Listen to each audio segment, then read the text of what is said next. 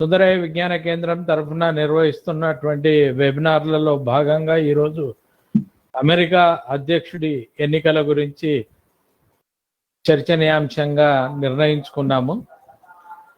America అధ్యక్షుడి ఎన్నిక వల్ల ఎవరి ఎన్నికైతేనేమి ప్రపంచానికి ఏమి ప్రయోజనం, ప్రపంచం మీద పడేటువంటి ప్రభావం ఏమిటి అనేటువంటి అంశం మీద మనం ఈరోజు చర్చాగోష్ఠిని నిర్వహిస్తున్నాం. నవంబర్ 3వ తేదీన ఎన్నికలు పోలింగ్ జరగనుంది. దానికి ముందు పోస్టల్ బ్యాలెట్స్ అప్లై చేసుకోవడం జరుగుతుంది. ఈ ఓట్ల లెక్కింపు ఫలితం వచ్చేటప్పటికి ఇంకా కొద్ది రోజులు పట్టవచ్చు. నవంబర్ 3న వెంటనే మన దగ్గర వచ్చినట్టుగా రాదు, ఫలితం కొన్ని రోజులు పట్టవచ్చు. ఇప్పుడు అక్కడ జరుగుతున్నటువంటి ప్రచార సరళి, దాంతోపాటు అమెరికా అధ్యక్షుడు అంటే మొత్తం ప్రపంచం మీదనే చాలా ప్రభావం చూపిస్తుంది ఈరోజు అమెరికా అధ్యక్షుడు కూడా ఆయన నిర్ణయాలు ప్రపంచం మీద ప్రభావం చూపిస్తుంటాయి. కనుక అమెరికా అధ్యక్షుడు ఎవరి ఎన్నికైనా కూడా అమెరికా విధానాల్లో పెద్దగా మార్పు రాకపోవచ్చు, కానీ తప్పనిసరిగా అధ్యక్షుడి యొక్క వ్యవహార శైలి, అతను తీసుకునేటువంటి నిర్ణయాలు, ఇవన్నీ కూడా ఆయా అధ్యక్షుని శైలి మీద, ఆయా అధ్యక్షుని అభిప్రాయాల మీద ఆధారపడి ఉంటాయి. డొనాల్డ్ ట్రంప్తో పాటు ఈరోజు రంగంలో జో బిడెన్ ఉన్నాడు డెమోక్రటిక్ పార్టీ తరఫున. ఇద్దరు ఈరోజు పోటీలో ఉన్నారు. నవంబర్ 3న ఎన్నికలు జరగబోతున్నాయి, పోలింగ్ జరగబోతున్నాయి. అక్కడి పరిస్థితి మనకి ఈరోజు ప్రొఫెసర్ విజయ్ ప్రసాద్ గారు చెప్తారు. ఆయన ప్రస్తుతం అమెరికాలోనే పనిచేస్తున్నారు. ఆయన లెఫ్ట్ వర్డ్ కి chief editor, left word publishing house కి చీఫ్ ఎడిటర్. ఆయన try continental initiative of social research అనేటువంటి సంస్థకి ఎగ్జిక్యూటివ్ డైరెక్టర్గా పనిచేస్తున్నారు. ఆయన 45 నిమిషాల పాటు అక్కడి పరిస్థితుల్ని వివరిస్తారు. దాన్ని కామ్రేడ్ వీరయ్య గారు, కె వీరయ్య గారు, కొండూరు వీరయ్య గారు దాన్ని అనువదిస్తారు. Now I request comrade Vijay Prasad to begin to address the webinar. Firstly, it's my pleasure to be with you, Comrade Vinay Kumar of Sundaraya Vigyan Kendra, a venerable institution of research, of assessment. I've had the great privilege of being there at party schools, and I hope to be there soon again once the pandemic ends. Comrade, please find a vaccine quickly. I'm told that in the basement of the Sundaraya Vigyan Kendra, there is a vaccine development program. Is that true? No, nothing like that. But that vaccine is different, not this corona vaccine. That's the vaccine of communism. Yeah. Comrade Viraya, is that enough for you to translate in those blocks? Yeah, fine. Okay, so why don't you go ahead? Sundarayya విజ్ఞాన కేంద్రం చాలా ప్రతిష్టాత్మకమైనటువంటి సంస్థ. అనేక పరిశోధనలు, మదింపు కార్యక్రమాల్లో చురుగ్గా పాల్గొన్నటువంటి సంస్థ. ఆ సంస్థ తరఫున నన్ను ఈ రోజు ఆహ్వానించేందుకు మీ అందరికీ ధన్యవాదాలు తెలియజేస్తున్నాను. This is a year. Pardon? This is a year. Can you hear me? Yeah. Okay. This is the year of the US presidential election, when Donald Trump is facing Joe Biden. Most people, of course,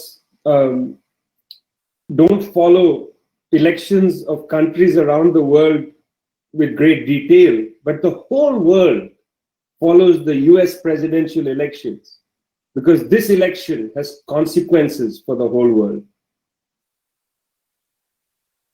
ఈ సంవత్సరం America election జరగబోతున్నాయి. ప్రపంచంలో ప్రతి ఏటా ఏదో దేశానికి ఎన్నికలు జరుగుతూనే ఉంటాయి, కానీ అన్ని ఎన్నికలకి స్థాయిలో ఆసక్తి ప్రదర్శించే పరిస్థితి ఉండదు.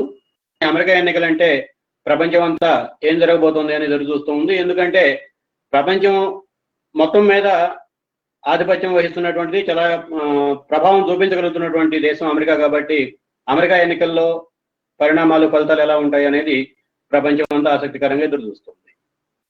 And we follow the American election because depending on who becomes the president has an impact on world relations. Now, it's important to recognize that the gap between the two major parties, the Democrats and the Republicans, is actually not that significant. So whoever becomes president, there is no direct change in the imperialist character of the American state. Nonetheless, there are some differences, and I'm going to point in the time we have together to those differences.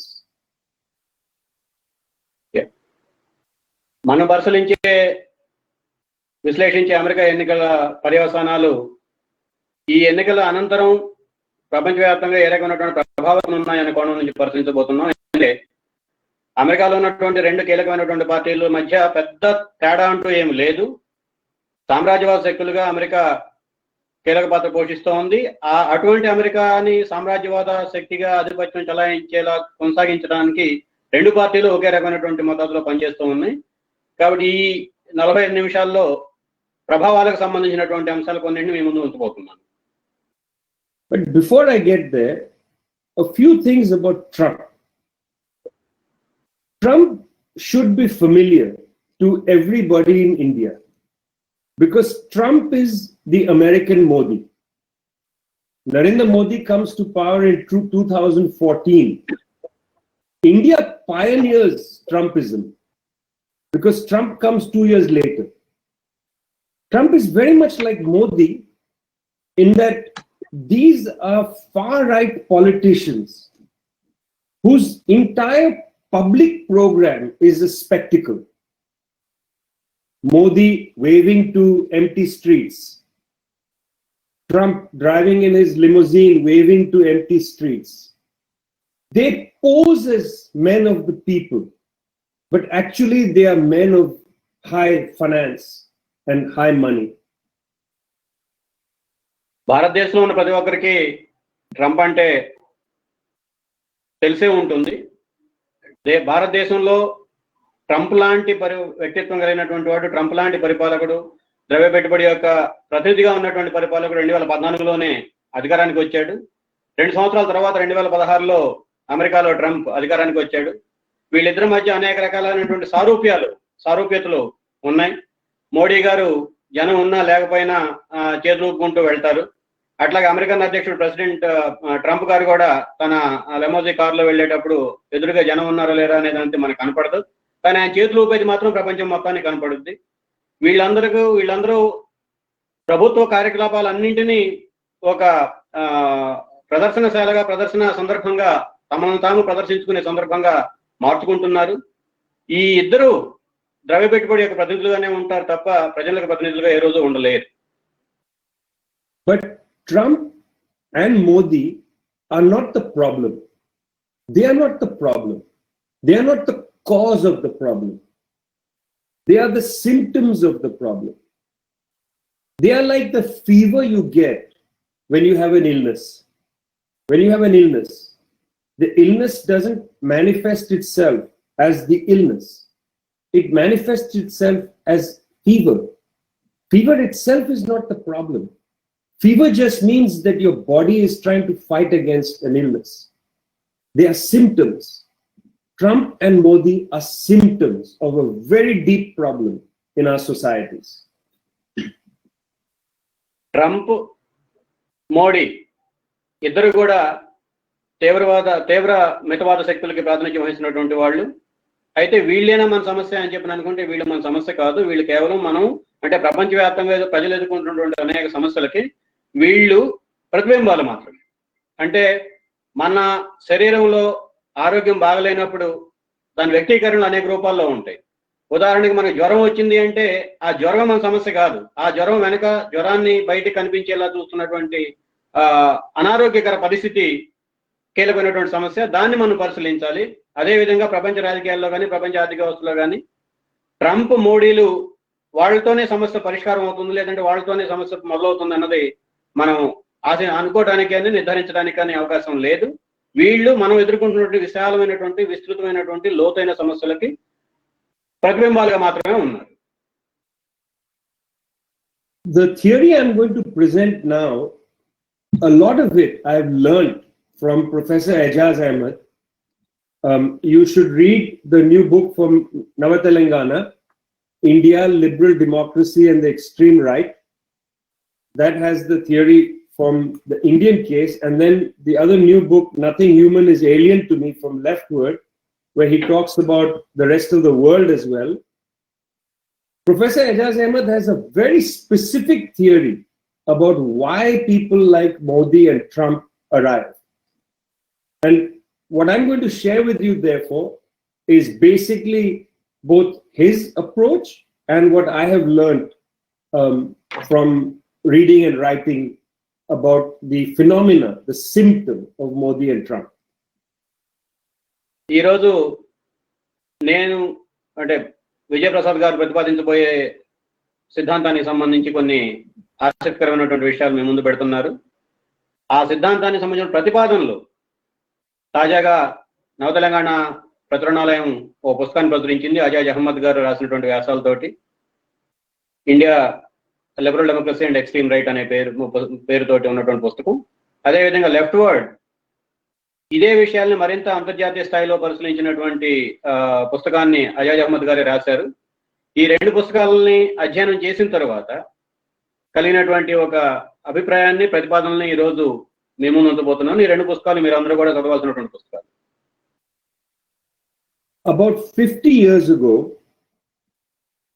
global capitalism began to undergo both some serious problems and some shifts. The serious problem was that you saw a secular decline in rates of profit from investment in industry and manufacturing. So the rate of return, the rate of profit on investment in manufacturing and industry began to decline about 50 years ago. గత 50 సంవత్సరాల కాలంలో పెట్టుబడిదారీ వ్యవస్థ ప్రధానమైనటువంటి రెండు పరిణామాలకు లోనైంది. మొదటి పరిణామం నిరంతరం పతనమవుతున్నటువంటి లాభాల రేటు, లాభాలు ఆర్జించే రేటు పెట్టుబడిదారీ వ్యవస్థలో గత 50 సంవత్సరాల కాలంలో ఏ సంవత్సరానికి ఆ సంవత్సరం పడిపోతూ వచ్చింది. ప్రత్యేకించి పారిశ్రామిక ఉత్పత్తి రంగంలో, ఆ ఉత్పత్తి రంగంలో పెట్టినటువంటి పెట్టుబడి, దాని మీద వచ్చే లాభాలు రేట్ ఆఫ్ రిటర్న్ అంటారు. అంటే మనం పెట్టే ప్రతి రూపాయి మీద ఎంత లాభం వస్తుంది అనేది రేట్ ఆఫ్ రిటర్న్ అంటారు. ఆ రకమైనటువంటి లాభాల రేటు గత 50 సంవత్సరాల కాలంలో నిరంతరం పడిపోతూ వస్తుంది. ఇది ఒక మౌలిక లక్షణం గత 50 సంవత్సరాల కాలంలో పెట్టుబడిదారీ వ్యవస్థ అనుభవిస్తూ ఎదుర్కొంటూ ఉన్నటువంటి సమస్య. But the rate of return on financial investment in the stock market, investment in financial instruments and so on, including bank capital, continued to be high. So a lot of private capital went from investing in industry and manufacturing to investing in finance. And this is what we call financialization. వస్తూత్పత్తి రంగంలో లాభాల rate పతనం, దీని పర్యవసానం ఏమిటి? ద్రవ్య పెట్టుబడి రంగంలో ఈ లాభాల రేటు అంతకంతగా పెరుగుతూ వచ్చింది. అది విదేశీ పెట్టుబడి రూపంలో కానీ, ద్రవ్య పెట్టుబడి రూపంలో కానీ, అంతర్జాతీయ వాణిజ్య రూపంలో కానీ ఉన్నటువంటి విదేశీ పెట్టుబడి లాభాల రేటును పెంచుకుంటూ వచ్చింది. దీన్నే అంతర్జాతీయ ఆర్థిక పరిభాషలో ఆర్థిక పరిణామాలను విశ్లేషించే వాళ్ళంతా ద్రవీకరణ, మొత్తం ఆర్థిక వ్యవస్థని ఫైనాన్షియలైజ్ చేయటం, ద్రవీకరణించడం, ద్రవ్య సేవల్లోకి మార్చి నిర్వహించడంగా ప్రస్తావిస్తున్నారు.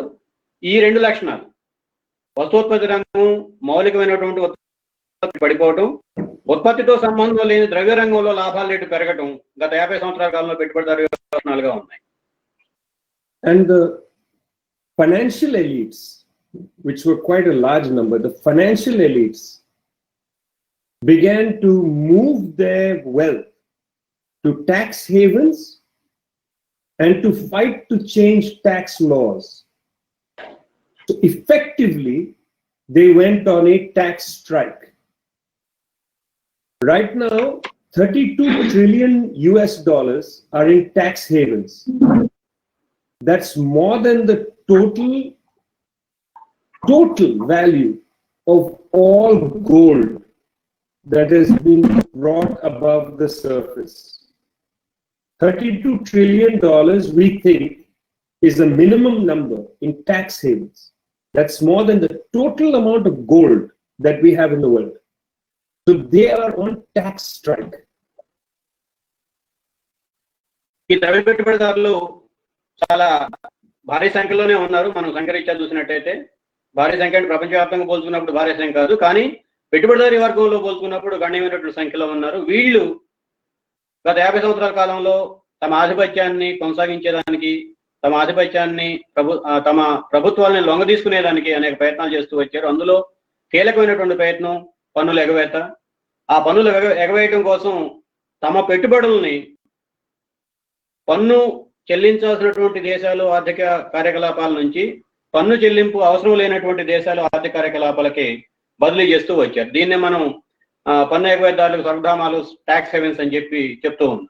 అంటే ఒక రకంగా సార్వభౌమాధికారం కలిగినటువంటి ప్రజల చేత ఎన్నుకోబడినటువంటి దేశాలు, ప్రభుత్వాలకి వ్యతిరేకంగా ద్రవ్య పెట్టుబడిదారులు పన్ను కట్టకుండా సమ్మెకు దిగారు. ఇది ఈ కాలంలో ఉన్నటువంటి ఒక ముఖ్యమైనటువంటి పరిణామం. దాదాపుగా వాళ్ళ చేతుల్లో ఉన్నటువంటి కొద్దిమంది చేతుల్లో ఉన్నటువంటి సొమ్ము 32 లక్షల కోట్ల, అంటే దాని విలువ ప్రపంచవ్యాప్తంగా ఉన్నటువంటి విలువ ఎంతో ఆ కొద్దిమంది చేతుల్లో ఉన్నటువంటి ద్రవ్య పెట్టుబడిదారుల చేతుల్లో ఉన్నటువంటి నికర సొమ్ము లాభాల విలువ ఆ స్థాయిలో ఉంది. దీన్ని కాపాడుకోవడం కోసం వాళ్ళు పన్ను ఎగవేతలకి, పన్నులు ఎగ్గొట్టడానికి, ప్రభుత్వాలు పన్ను ఎగ్గొట్టడానికి సహకరించేలా జోక్యం చేసుకోవడానికి అనేక చర్యలు చేపడుతూ వచ్చారు. Because these financial elites go on tax strike personally and corporate tax strike, governments have budgets that begin to shrink. They don't have resources. They cannot collect enough resources for all the things that governments do. And it's to solve that problem created by the tax strike of the elite, created by financialization, by the decline of profit under capitalism. Because of all that, governments invent the policy known as neoliberalism, or what in India we call liberalization. Liberalization is the government's solution to the tax strike, which is created due to the decline of profit under capitalism. ఈ ప్రపంచీకరణ క్రమం లేదంటే నయా ఉదారవాద విధానాల క్రమం ఏ విధంగా మొదలైంది అనేది మనం పరిశీలించినప్పుడు ఇందాక చెప్పుకున్నట్టుగా పెట్టుబడిదారు వ్యవస్థ గత 50 సంవత్సరాల కాలంలో 2 మౌలిక లక్షణాలను ఎదుర్కొంది. ఒకటి వస్తూత్పత్తి రంగంలో లాభాల కొరత, లాభాల పతనం. వస్తూత్పత్తితో సంబంధం లేని ద్రవ్య పెట్టుబడిదారీ రంగంలో అమితమైనటువంటి లాభాలు. ఈ లాభాలు కాపాడుకోవడం కోసం ద్రవ్య పెట్టుబడిదారులు ప్రత్యేకించి అట్లాగే కార్పొరేట్ వర్గం పన్నుల ఎగవేతకి, పన్నులు చెల్లించకుండా ఉండేదానికి సిద్ధపడ్డారు.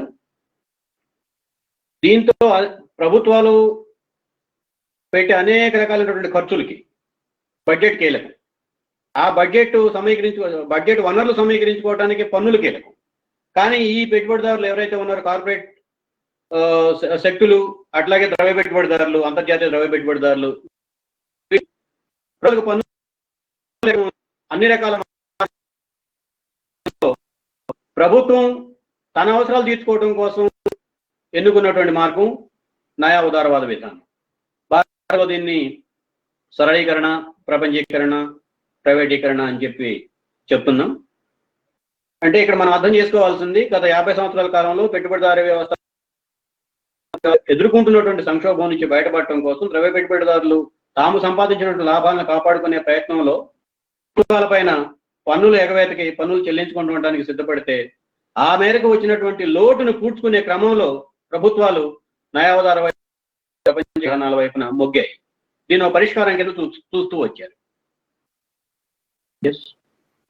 To solve their budget problems, they create this policy, neoliberalism, liberalization, which includes privatization of government assets. It includes austerity, cuts in health, education, subsidies for farmers, cuts in support of the agricultural supply chain. It includes so-called labor market reforms, like you are seeing now, increase of the working day. It includes everything that makes human life decent. They cut all of that. That's what we mean by liberalization. That's one face of liberalization, is broad austerity and privatization. సరళీకరణ విధానం ఒక దశ లేదంటే ఒక కోణం ప్రైవేటీకరణ, సంక్షేమ పథకాల పైన పెట్టే ఖర్చుని తగ్గించుకోవటం. ప్రైవేటీకరణ ప్రధానంగా ప్రభుత్వ రంగ ఆస్తుల్ని, ప్రభుత్వ రంగ సంస్థల్ని, ప్రభుత్వాల స్వాధీనంలో ఉన్నటువంటి సంపదను సృష్టించే కేంద్రాలన్నింటినీ కూడా ప్రైవేటు పెట్టుబడిదారులకి అప్పగిస్తూ ఉన్నారు. మన భారతదేశంలో గత 91 సంవత్సరం నుంచి ఇప్పటి వరకు ఎన్ని రకాల ప్రభుత్వం మనం గమనించాం. ఇక రెండవది సంక్షేమ పథకాల పైన, సంక్షేమ వ్యయం పైన పెడుతున్నటువంటి కోత. అంటే సంక్షేమ వ్యయం అనేది పెట్టుబడిదారీ వ్యవస్థలో అవసరమైనటువంటి బ్రతకడానికి, గౌరవంగా బ్రతకడానికి కావాల్సినటువంటి ఆదాయం సంపాదించలేనటువంటి వ్యక్తులు కూడా అంతో ఎంతో గౌరవంగా బ్రతకడానికి కావాల్సినటువంటి వెసులుబాటు కల్పించే కొద్దిపాటి సహాయం ప్రభుత్వం వైపు నుంచి. ఆ సహాయాన్ని మొత్తాన్ని అది ఆహార సబ్సిడీ రూపంలో కానీ, పనికి ఉపాధి పథకం సబ్సిడీ రూపంలో కానీ, కార్మిక చట్టాల రూపంలో చట్టాలను మార్చే రూపంలో కానీ, అట్లాగే పని దినం ఒక నిడివిని పెంచి ఇప్పుడు చూస్తున్నాం. మనం 8 గంటల పని దినాన్ని చూసాం. కానీ ఇప్పుడు కరోనా లాక్డౌన్ పేరుతోటి ఆ 8 గంటల పని కాస్త 12 గంటలు చేస్తూ ఉన్నారు. కార్మిక రంగానికి, కార్మిక వర్గానికి కొన్ని కీలకమైనటువంటి రక్షణలు కల్పించే చట్టాలు ఉన్నాయి. వాటిని సంస్కరిస్తూ, సరళీకరిస్తూ ప్రైవేటీకరించే ప్రయత్నంలో, ప్రైవేటు పెట్టుబడిదారులకి మరింత అవకాశాలు కల్పించే ప్రయత్నంలో జరుగుతున్నటువంటి పరిణామాలను మనం తాజాగా గమనిస్తూ ఉన్నాం. అట్లాగే వ్యవసాయ రంగానికి వ్యవసాయ ఉత్పత్తులను మార్కెట్కి వచ్చి తిరిగి అందజేసే మొత్తం ఆ చైన్కి ఒక లింకుకు సంబంధించినటువంటి మొత్తం వ్యవహారాన్ని కూడా ఈరోజు ప్రభుత్వం అజమాయిషీ నుంచి ప్రైవేట్ పెట్టుబడిదారుల అజమాయిషీ కిందకి నెట్టేసే ప్రయత్నాలు జరుగుతూ ఉన్నాయి. ఇవన్నీ కలిపి సరళీకరణ కింద మనం పరిగణించవచ్చు. The political force that pushed liberalization or neoliberalism were the old liberal political parties. The Democratic Party under Bill Clinton pushed privatization, pushed austerity. The Labour Party under Tony Blair in Britain pushed liberalization, pushed privatization, pushed austerity. And in India, it was the Congress Party that pushed liberalization under P.V. Narasimha Rao and Manmohan Singh, pushed austerity, pushed liberalization of trade and so on. So it was the liberals that carried the burden of driving an austerity politics. And in doing so, the liberal politics delegitimized itself. It didn't have a project for the people. ఈ సరళీకరణ విధానాలని ముందు తీసుకెళ్తున్నటువంటి పార్టీలు, శక్తులు ఎవరు అని ప్రశ్న వేసుకుంటే మనకు ఆసక్తికరమైనటువంటి సమాధానం ఎదురవుతుంది. నిన్నటి వరకు ఉదార శక్తులుగా ఒక సానుకూల ప్రజాతంత్ర ముఖం కప్పుకున్నటువంటి పాలకవర్గాలే ఈరోజు ఈ సరళీకరణ, ప్రైవేటీకరణ, ప్రపంచీకరణ క్రమాన్ని ముందు తీసుకెళ్తూ ఉన్నాయి. వీళ్ళు ఇంగ్లాండ్ లో టోనీ బ్లేర్ లాంటి వాళ్ళు ఉన్నారు. అట్లా భారతదేశంలో కాంగ్రెస్ ప్రభుత్వం పివి నరసింహారావు గారి హయాం నుంచి ఈ సంస్కరణని ముందు తీసుకెళ్లే బాధ్యతని బుధాన వేసుకొని నడుపుతుంది. అట్లాగే అమెరికాలో అన్ని ప్రభుత్వాలు కూడా అదే పని చేస్తూ వచ్చాయి. స్థూలంగా చూసినప్పుడు ఉదారవాదం ప్రజలకి ఏ రకమైనటువంటి ప్రయోజనాలు కల్పించే దశ నుంచి, స్థితి నుంచి పెట్టుబడిదారీ వర్గం యొక్క ప్రయోజనాలు, ప్రత్యేకించి ద్రవ్య పెట్టుబడిదారీ వర్గం యొక్క ప్రయోజనాలను కాపాడమే ఈరోజు ఉదారవాద శక్తులు నిర్వహించాల్సినటువంటి బాధ్యత కింద మారిపోయింది. అందుకనే దీన్ని నయా ఉదారవాదం అని చెప్పి పిలుస్తుంది.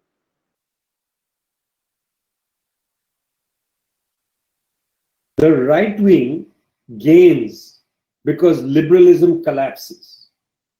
That's the first thing to consider. The right wing gains because liberalism collapses. In the United States, Trump directly attacked liberalism for ruining industry. He directly attacked liberalism. He made the kind of statement that the left sometimes makes, attacking liberals for creating joblessness. But then, in the habit of the far right, rather than blaming capitalism, he blamed everybody else.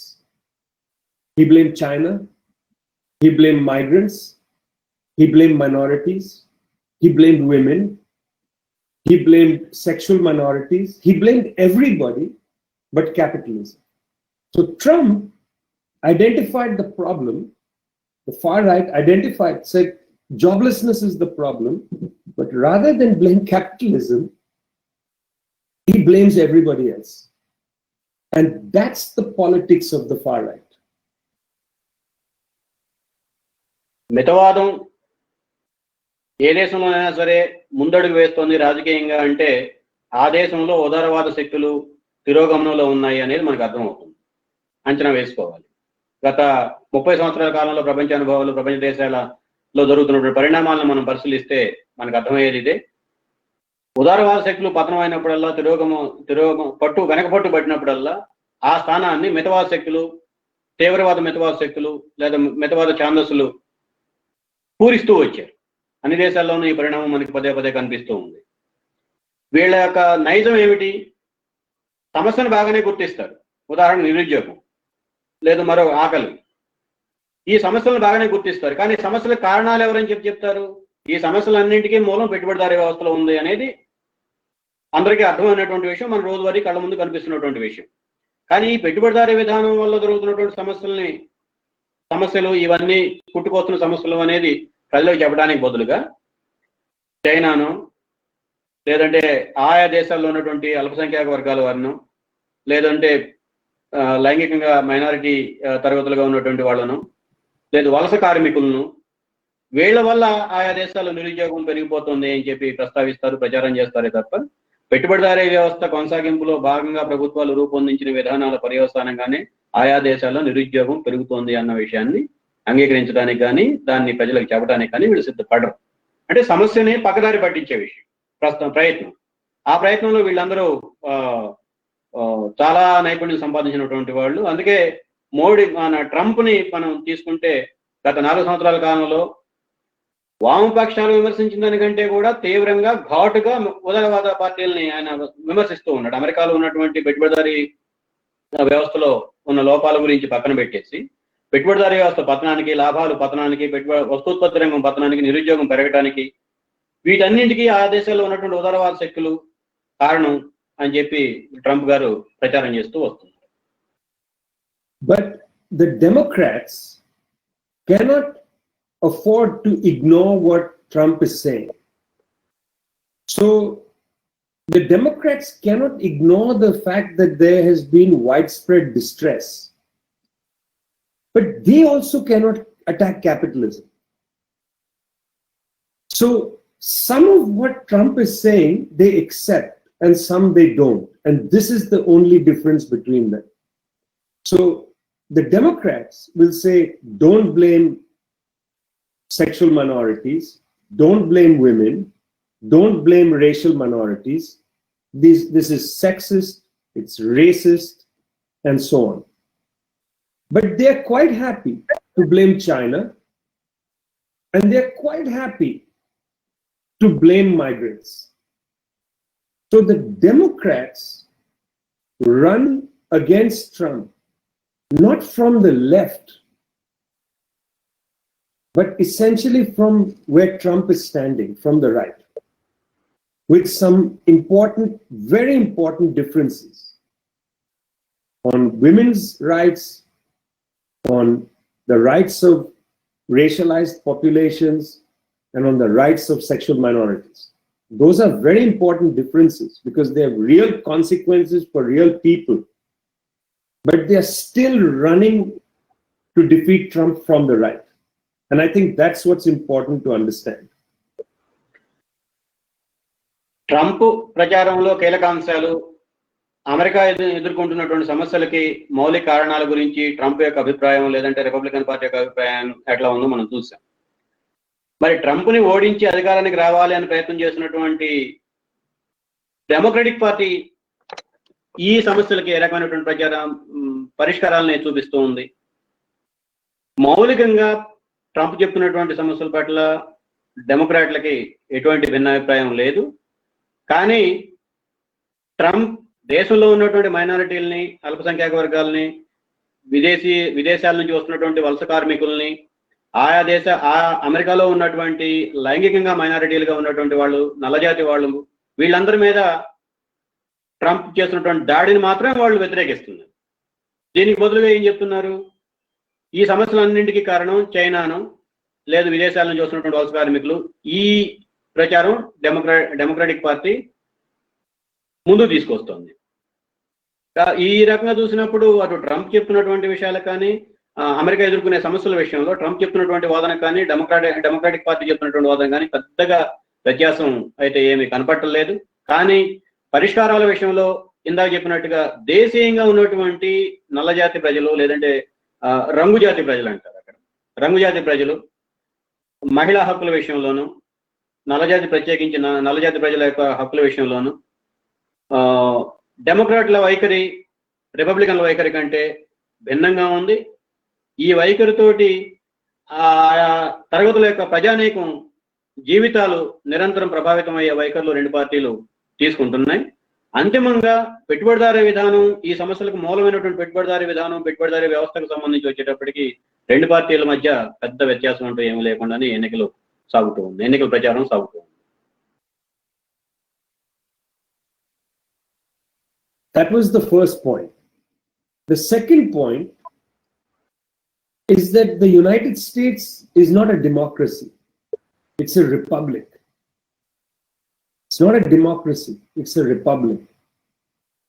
In the last two election cycles, the loser won the biggest votes. Hillary Clinton won the most votes, but lost the election.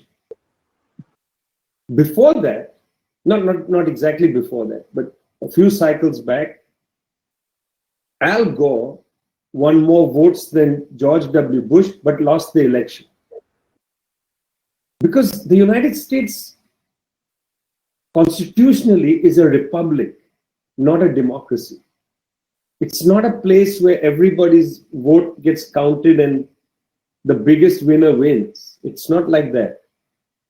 You win based on an arrangement made by the different states when the Constitution was written in the 18th century.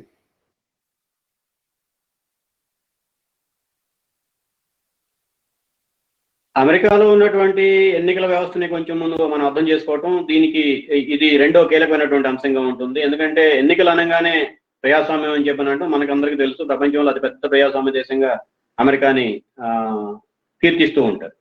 కానీ నిజానికి America ప్రజాస్వామిక దేశం కాదు, అది గణతంత్ర రాజ్యం, republic.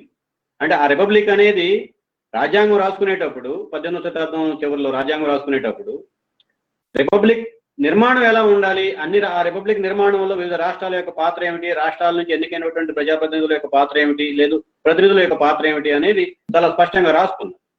అందుకని మనం చూసినప్పుడు గత ఎన్నికల్లో హిల్లరీ క్లింటన్కి ట్రంప్ కంటే ఎక్కువ ఓట్లు వచ్చినాయి, కానీ ఓడిపోయింది. అంతకుముందు జార్జ్ డబ్ల్యూ బుష్ ఆల్గోరేకి మధ్య యుద్ధం, ఎన్నికల పోరాటం జరిగినప్పుడు బుష్కు తక్కువ ఓట్లు వచ్చినాయి, ఆల్గోరేకి ఎక్కువ ఓట్లు వచ్చినాయి. కానీ అధికారానికి మాత్రం అమెరికా అధ్యక్షుడైంది బుష్. సో ఈ రకంగా మనం చూస్తున్న ప్రజాస్వామ్యం వేరు, అమెరికాలో ఉన్నటువంటి ప్రజాస్వామ్యం పేరుతో జరుగుతున్నటువంటి కసరత్తు వేరు. మన దేశంలో లాంటి దేశాల్లో వేసిన ప్రతి ఓటు లెక్కించబడుతుంది. ఆ ఓట్లన్నింటినీ లెక్కించిన తర్వాత మెజారిటీ ఎవరికి వచ్చింది అనేది నిర్ధారించబడుతుంది. ఆ రకమైనటువంటి మెజారిటీ వచ్చిన వ్యక్తి గెలిచినట్టుగా ప్రకటించబడుతుంది. కానీ అమెరికాలో పరిస్థితి కాదు. అత్యధికంగా ఓట్లు సంపాదించినటువంటి వాళ్ళేమో ఓడిపోయినట్టుగా ప్రకటించబడతారు. అది తక్కువ ఓట్లు, లేదంటే వాళ్ళకంటే తక్కువ ఓట్లు పొందినటువంటి వాళ్ళు కూడా గెలిచినట్టుగా ప్రకటించబడతారు. ఇది రిపబ్లికన్ వ్యవస్థకి ప్రజాస్వామ్యానికి మధ్య ఉన్నటువంటి తేడా. ఈ తేడాకు పునాదులు 18వ శతాబ్దం చివరిలో రాసుకున్నటువంటి అమెరికన్ రాజ్యాంగంలో ఉన్నాయి. So it's not about winning the votes of the public everywhere. It's about winning states. And winning the states through an institution set up to prevent people who had been enslaved from getting a vote. This institution is called the Electoral College. And for Trump to be re-elected, in fact, he doesn't need to win the majority vote. He has to just win in some parts of some states. And if he wins some parts of some states, he can get re-elected. And this is what polls are never really the best indicator of American elections. It depends on, in Pennsylvania, for instance, if the African American vote doesn't come in large numbers for Biden, and if Trump wins a part of Pennsylvania, Western Pennsylvania, people come in large numbers and vote for him, Trump will win Pennsylvania. If he wins Florida, Pennsylvania, Michigan, he wins the election. And that's the peculiar condition of American politics that need to be understood. It's not about the overall poll. It's about how the Democrats are doing regarding the African American vote, and it's how Republicans are doing in certain parts of the country. ఇందాక చెప్పుకున్నట్టుగా America ఎన్నికల్లో vote వేసిన ప్రతి ఓటుని లెక్కించే పద్ధతి కాదు. అక్కడ ఎలక్టరల్ కాలేజీలో ఆధిపత్యం సంపాదిస్తే అమెరికా అధ్యక్షుడు ఏర్పడడానికి అవకాశం ఉంటుంది, హక్కు ఉంటుంది, అధికారం ఉంటుంది. ఎలక్టరల్ కాలేజ్ అంటే మనం ఇక్కడ రాష్ట్రపతి ఎన్నికల్లో వీటిలో మనం చూస్తాం. ఉదాహరణకి ట్రంప్ గెలవాలి అంటే అమెరికాలో ఉన్నటువంటి మొత్తం జనాభాలో మెజారిటీ జనాభా ట్రంప్ని ఎన్నుకోవాల్సిన అవసరం లేదు. పెన్సిల్వేనియా, ఫ్లోరిడా, మిచిగాన్ లాంటి రాష్ట్రాల్లో ఆఫ్రికా సంతతికి సంబంధించినటువంటి అమెరికా వాసులు సాధారణంగా డెమోక్రటిక్ పార్టీకి అభిమానులుగా, అనుయాయులుగా ఉంటారు. వాళ్ళు తక్కువ సంఖ్యలో ఓటింగ్కి వస్తే ట్రంప్ గెలిచినట్టే. అంటే అమెరికా మొత్తంలో ఉన్నటువంటి అన్ని రాష్ట్రాల్లో ఒక ఎంపిక చేసినటువంటి కొన్ని పాకెట్లలో ఆధిపత్యం, ఆ పాకెట్లతో కూడినటువంటి ఎలక్టరల్ కాలేజీలో ఆధిపత్యం సంపాదించగలిగితే ట్రంప్ అధికారానికి వస్తాడు.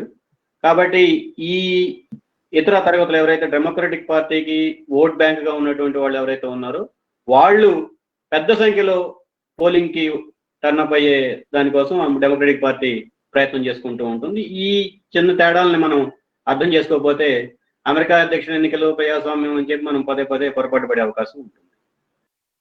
It looks like Trump will lose, but there's no guarantee that he'll lose.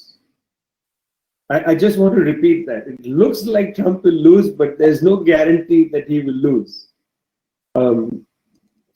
He is a very crafty and dirty politician. And between now and November 3, and then after November 3, when the counting begins, there's no guarantee what will happen. Some people are afraid there may be armed violence on the street. ఇప్పుడున్న వాతావరణాన్ని పరిశీలిస్తే Trump ఓడిపోయే అవకాశాలు కల్పిస్తూనే ఉన్నాయి. కానీ ఓడిపోతాడు అని గట్టిగా చెప్పాలంటే చెప్పలేం. అంత సున్నితంగా ఉంది అక్కడ అమెరికాలో ఉన్నటువంటి ఎన్నికల పరిస్థితి. ఇవాళ 23వ తారీఖు నవంబర్ 3వ తారీఖు ఎన్నికలు జరుగుతాయి. దాని తర్వాత కౌంటింగ్ జరిగే లోపు అనేక మార్పులు చేర్పులు లేదా అనేక పరిణామాలు, ఆందోళనకరమైన పరిస్థితులు, పరిణామాలు ఏర్పడే అవకాశం కూడా ఉంది. చాలా మంది భయపడుతున్నారు. ఎన్నికల తర్వాత, కౌంటింగ్ ముందు, లేదంటే అంతకు ముందు పెద్ద ఎత్తున హింసాత్మక ఘటనలు చోటు చేసుకునే ప్రమాదం ఉందేమోనని చెప్పి ఆందోళన కూడా దేశంలో వ్యక్తం అవుతా ఉంది. ఎందుకంటే ట్రంప్ ఒక ముఖాముఖి ఫైట్ చేసే, పోరాటం చేసే రాజకీయ నాయకుడు కాదు. చాలా నీచమైనటువంటి రాజకీయాలు కూడా చేయగలిగినటువంటి సామర్థ్యం, సత్తా కలిగినటువంటి వాడు. కాబట్టి ఆ నీచ రాజకీయాలకు పాల్పడగలిగినటువంటి సత్తా మీదనే అందరికీ సందేహం. కాబట్టి వాళ్ళ ట్రంప్ మళ్ళా చెప్తున్నారు, ట్రంప్ ఓడిపోయే అవకాశం ఉంది, కానీ ఖచ్చితంగా ఓడిపోతాడని మాత్రం మనం చెప్పలేం. This is going to be my third and last point about foreign policy. Trump, unlike most American politicians, wanted to break the old US-European alliance. So he pulled out of the climate deal, Paris climate deal. He pulled out of the Iran deal. And he was interested in having a relationship with Russia. He was interested in that. He thought that there should be some rebalancing because a US-Russia alliance against China, he felt, and I think he was correct, would have been quite powerful against China. But he couldn't do it because the US ruling class wouldn't allow that. And that's very interesting. So Trump broke international alliances. And this is one of the reasons why the ruling class in general don't like Trump. America ఎన్నికల్లో కీలకమైనటువంటి అంశం మనం పరిశీలించాల్సిన మూడో అంశం America అనుసరించే విదేశాంగ విధానం, విదేశాంగ నీతి. ఎప్పటి వరకు ప్రపంచం మీద పెట్టుబడిదారీ వ్యవస్థ పెత్తనం చేస్తోంది అంటే అటు అమెరికా, యూరోపియన్ దేశాల యొక్క సంకీర్ణం అన్ని రకాల ప్రపంచం పైన, ప్రపంచ వనరుల పైన పెత్తనం చేస్తూ వచ్చింది. పెట్టుబడిదారీ వ్యవస్థ పెద్దపేట వేస్తూ వచ్చింది. దానికి ఉపయోగపడి దీన్ని బద్దలు కొట్టదలుచుకున్నాడు ట్రంప్ తన విదేశాంగ విధానంలో. ట్రంప్ యొక్క విదేశాంగ విధానంలో కీలకమైనటువంటి అంశం యూరోపియన్ దేశాలతో ఉన్నటువంటి మైత్రి భావాన్ని తగ్గొట్టుకొని రష్యాతో చేతులు కలపాలి అనేది ట్రంప్ యొక్క ఆలోచన. దేనికి? ఎదుగుతున్నటువంటి చైనాని అడ్డుకోవటానికి. ఇది వ్యూహాత్మకంగా చూస్తే అమెరికా, రష్యా కలిస్తే చైనాని దిగ్బంధనం చేయటం సాధ్యమే. కానీ సాంప్రదాయకంగా యూరోపియన్ పాలక వర్గాలతోటి ఇచ్చిపుచ్చుకునే సంబంధాలు అంటాం మనం. ఆ ఇచ్చిపుచ్చుకునే సంబంధాలు కలిగినటువంటి అమెరికన్ పాలక వర్గం ఈ ట్రంప్ యొక్క విదేశాంగ నీతిని అంత తేలిగ్గా, తొందరగా అంగీకరించలేదు. అందుకనే ప్యారిస్లో జరిగినటువంటి పర్యావరణ సదస్సులో ఒప్పందం మీద సంతకం చేయకుండా అమెరికా వాకౌట్ చేయడానికి సంబంధించి కానీ, ఇరాన్ అణ్వాయుధ నియంత్రణ కార్యక్రమం సంబంధించినటువంటి ఒప్పందం విషయంలో ట్రంప్ వాకౌట్ చేయడానికి కానీ అమెరికా పాలక వర్గం అంత తేలిగ్గా తీసుకోలేదు, అంత సాధారణమైనటువంటి విషయంగా పరిగణించలేదు. కాబట్టి విదేశాంగ నీతి, ట్రంప్ అనుసరిస్తున్నటువంటి విదేశాంగ నీతి పట్ల అమెరికాలో ఉన్నటువంటి పాలక వర్గమే చాలా భిన్నాభిప్రాయంతో ఉంది, వ్యతిరేకతతో కూడా ఉంది అని చెప్పొచ్చు. వాళ్ళకి కావాల్సింది అమెరికా యూరోపియన్ మైత్రి. You see, the United States recognizes that China is no longer the manufacturer of low value goods, but China has advanced in terms of high value goods, electronics goods, robotics, solar power, high speed rail. China is beyond the United States in telecommunications, in 5G. So both the Democrats and Republicans want to break China's advance. They are united on this. They differ in their strategy. And this is what's important to understand. Both the Democrats, Biden, and the Republicans, Trump, want to halt the advance of China. But what they differ on is their strategy. America ఆశించినంత తక్కువ స్థాయిలో China ఆర్థిక అభివృద్ధి యొక్క సామర్థ్యం ఆ స్థాయి తక్కువలో లేదు. మనందరం వింటూ ఉంటాం. చౌకగా తక్కువ ధరకి సరుకులు ఉత్పత్తి చేసి ప్రపంచ మార్కెట్ మీద కుమ్మరిస్తోంది చైనా అని చెప్పి ఒక ప్రచారాన్ని మనం వింటూ ఉంటాం. కానీ ఇవాళ చైనా ఆర్థిక వ్యవస్థ నడుపుతున్నటువంటిది ఆ తక్కువ స్థాయి, తక్కువ విలువతో కూడినటువంటి వస్తు ఉత్పత్తి కాదు.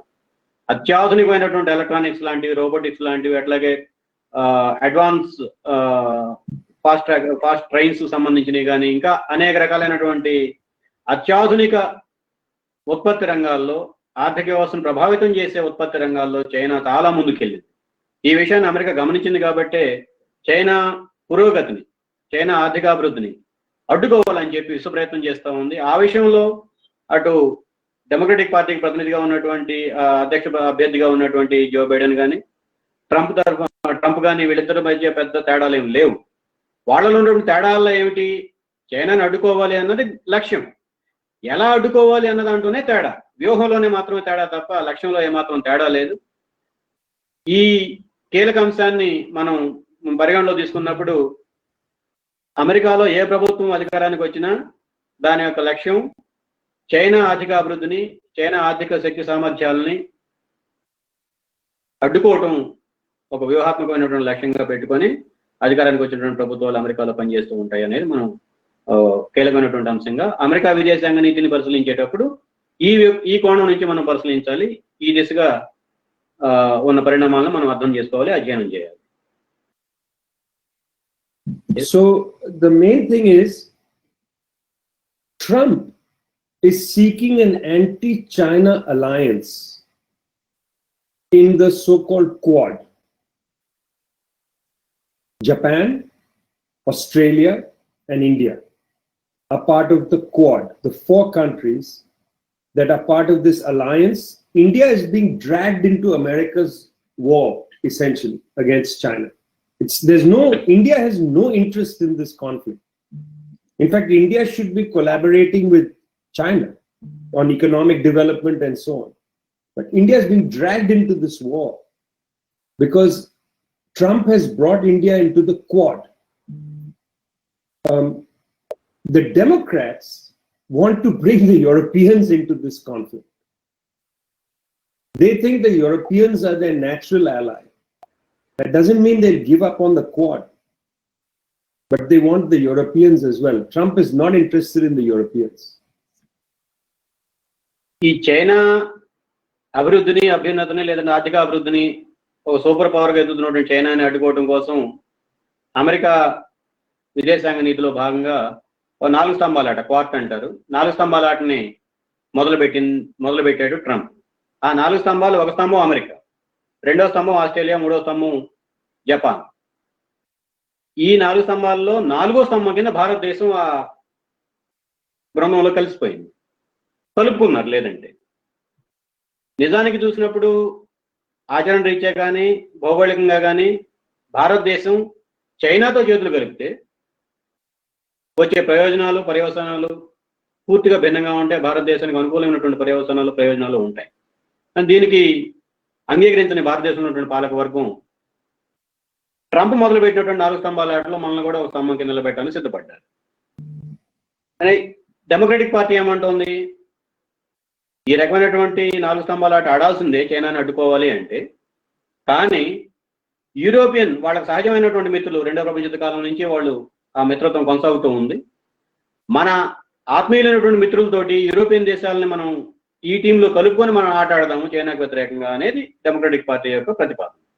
అంతే తప్ప చైనాని అడ్డుకోవాలి అనే లక్ష్యంలో, చైనాకి కళ్ళెం వేయాలి అనే ప్రయత్నంలో ట్రంప్ అనుసరించే విధానంలో కానీ లేదంటే డెమోక్రటిక్ పార్టీ అనుసరించే విధానంలో కానీ తేడా ఏం లేదు. See, Henry Kissinger had said, the former US Secretary of State, the United States must either ally with China against Russia or against Russia against China. That the United States cannot confront Russia and China at the same time. Obama's strategy was to try to, firstly, was to befriend China against Russia.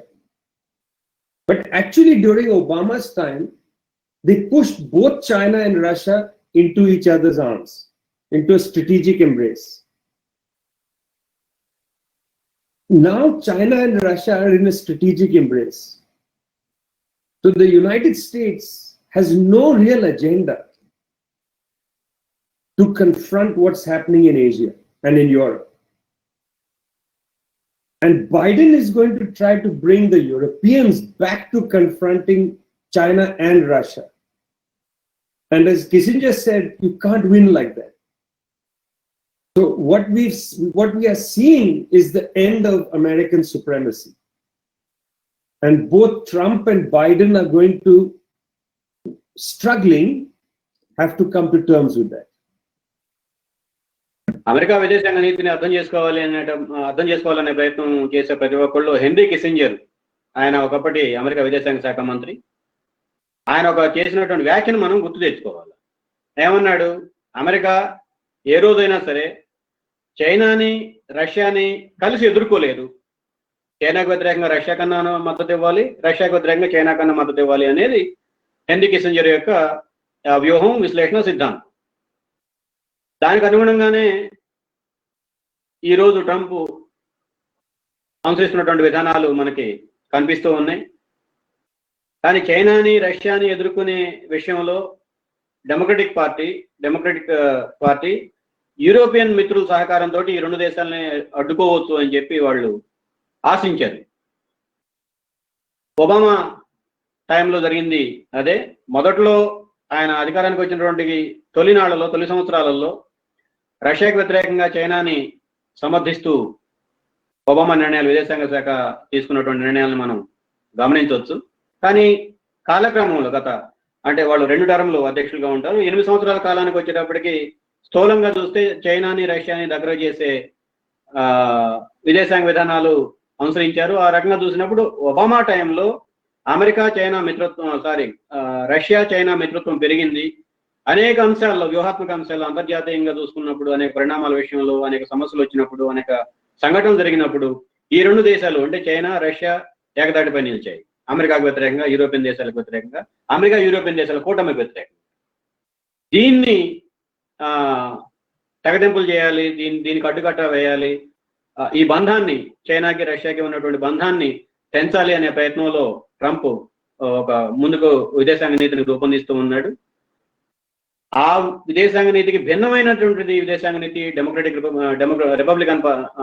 Party అనుసరిస్తున్నటువంటి విదేశాంగ నీతి. వీళ్ళు చైనాని రష్యాని ఎదుర్కోవడానికి America, Europe కలిసి ఉంటే బాగుంటుంది అనేది వాళ్ళు ప్రతిపాదిస్తున్నటువంటి విదేశాంగ నీతి వ్యూహం. So finally, whoever wins the election on November 3rd is going to continue to prosecute, well, first the war against Venezuela, the war against Iran, and most importantly, the war against China. Whoever wins the election, that's not going to change. In my opinion, the Indian government is making a big mistake by continuing its strategic alignment to the United States. Because this strategic alignment with the United States, whoever wins the election is going to create a greater and greater rift between India and China. This is bad for India. India pioneered the concept of non-alignment. It should return to that concept. For an independent country, it must have an independent foreign policy. To be too closely tied to the foreign policy of a declining world power is a very dangerous thing for 1.4 billion people. So whoever wins the election, there needs to be serious debate inside India about the foreign policy orientation of the government and the implications of this foreign policy for the economic development of the people. Because nobody of any sense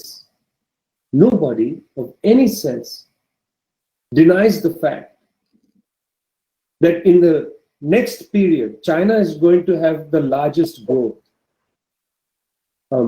Comrade Viray, I'm sorry, I'm going to say a few more things, so it's going to be hard. Continue.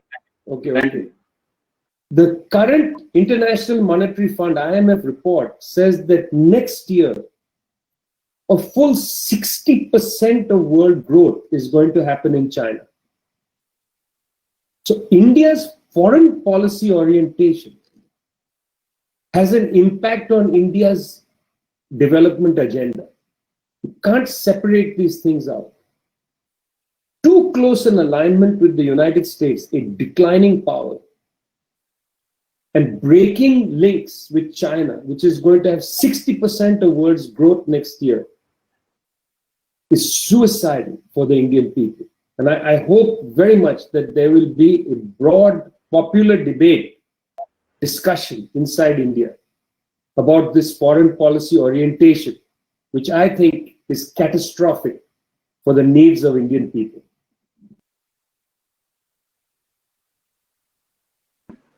విదేశాంగ విధానం విషయంలో Republican పార్టీకి democratic పార్టీకి మధ్య ఉన్నటువంటి చిన్నపాటి వ్యత్యాసాలు మినహా మొత్తంగా స్థూలంగా అమెరికాలో ఉన్నటువంటి గందరగోళాన్ని మనం పరిశీలించినప్పుడు ఆసియాలో కానీ ఆసియా ఖండంలో కానీ యూరోపియన్ ఖండంలో కానీ జరుగుతున్నటువంటి పరిణామాలు ఎలా ఉన్నాయి, వాటి పట్ల ఏ రకమైనటువంటి వైఖరి తీసుకోవాలి అనే విషయంలో అమెరికా దగ్గర ఒక స్పష్టమైనటువంటి వ్యూహం, ఆలోచన, ఒక మార్గం లేదు అనేది మనకు స్పష్టం అవుతుంది. దీని పర్యవసానం ఏమిటి, దీన్ని ఏ రకంగా మనం ముగించాలి ఈ పరిశీలనని? అమెరికా అగ్రరాజ్యంగా తన స్థానాన్ని క్రమేణా కోల్పోతూ వస్తోంది అనేది ఈ పరిణామాలన్నిటి యొక్క పర్యవసానం. ఇక్కడ భారతదేశంలో ఉన్నటువంటి పాలక వర్గాలు అనుసరిస్తున్నటువంటి విధానం, విదేశాంగ విధానం ఎట్లా ఉంది? పతనం అవుతున్నటువంటి, దిగజారుతున్నటువంటి అగ్రరాజ్యం దిశగా మనం దిగజారుతున్నటువంటి అగ్రరాజ్యాన్ని అమెరికాని మనం వ్యూహాత్మక భాగస్వామిగా పరిగణించి వాళ్ళతోటి జట్టుకట్టని సిద్ధపడుతుంది. అమెరికాలో ఈ ఎన్నికల్లో నవంబర్ 3 తారీఖు జరిగే ఎన్నికల్లో ఎవరు వచ్చినా సరే చైనాకు వ్యతిరేకంగా జరిగే యుద్ధాన్ని ఆపరు, వెనిజులాకు వ్యతిరేకంగా జరిగే యుద్ధాన్ని ఆపరు, అనేక దేశాల్లో ఉన్నటువంటి ప్రజాతంత్ర ఉద్యమాలకి వ్యతిరేకంగా ప్రజాతంత్ర శక్తుల్ని అణిచివేసే దానికోసం చేస్తున్నటువంటి వ్యవహారాల్లో ఎటువంటి మినహాయింపు ఉండదు. ఇవి 3 కొనసాగుతూనే ఉంటాయి. ఇటువంటి సమయంలో భారతదేశం లాంటి దేశం అలీన ఉద్యమానికి మూల పురుషుల్లో ఆది పురుషుల్లో ఒకరుగా ఉన్నటువంటి భారతదేశం అనుసరించాల్సినటువంటి విదేశాంగ విధానం ఏమిటి? నేను కాక మన గత వారం వచ్చినటువంటి IMF నివేదికను పరిశీలిస్తే రాబోయే 1-2 సంవత్సరాల కాలంలో ప్రపంచంలో జరిగే ప్రపంచ ఆర్థికాభివృద్ధిలో 60% ఆర్థికాభివృద్ధి చైనా ఆర్థిక వ్యవస్థల ద్వారానే వస్తుంది అనేది IMF కూడా అంచనా వేస్తుంది. అమెరికా ఆర్థిక వ్యవస్థ క్రమేణా దిగజారుతూ ఉంది, పతనం అవుతూ ఉంది. అగ్రరాజ్యంగా అమెరికా తన స్థానాన్ని క్రమేణా కోల్పోతూ ఉంది. దానికి బదులుగా చైనా అగ్రరాజ్యంగా ఎదుగుతూ ఉంది, ఆర్థికంగా శక్తివంతమైనటువంటి దేశంగా ఎదుగుతూ ఉంది.